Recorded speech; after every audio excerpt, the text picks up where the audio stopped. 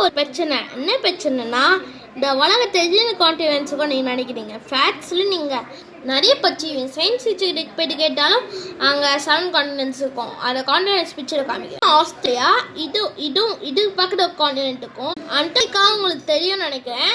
உங்களுக்கு north and south அமெரிக்காவும் தெரியும்னு நினைக்கிறேன். அப்போதான் உங்களுக்கு யூரோப் கம்பல்சரி தெரிஞ்சுக்கும். நீங்கள் யூரோப் நீங்கள் நடைபெறுக்கலாம். உங்கள் எல்லாருக்கும் மெயினாக ஆஃப்ரிக்கா பக்கத்து கான்டினென்ட்டில் ஆளு தெரியும். எல்லாரும் நீங்கள் எல்லாரும் உங்கள் கான்டினென்ட் ஏஷியா தான் எல்லாரும் தெரிஞ்ச விஷயம். ஆனால் புதுசாக கான்டினென்ட் கான்டினென்ட்டுக்கு அடுப்பேர் பார்க்கலாம். இதான் புதுசாக இந்த கான்டினென்ட்டு. ஏன்னா நியூசிலாந்து இது கேட்டிங்கன்னா, நியூசிலாந்து விட்டு பாருங்கள். அங்கே ஒரு சில லைன்ஸ் இருக்கும். கூகுள் மேப் படம் நல்லா தெரியும்.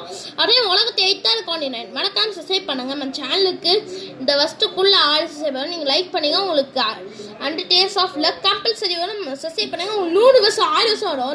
லக்கு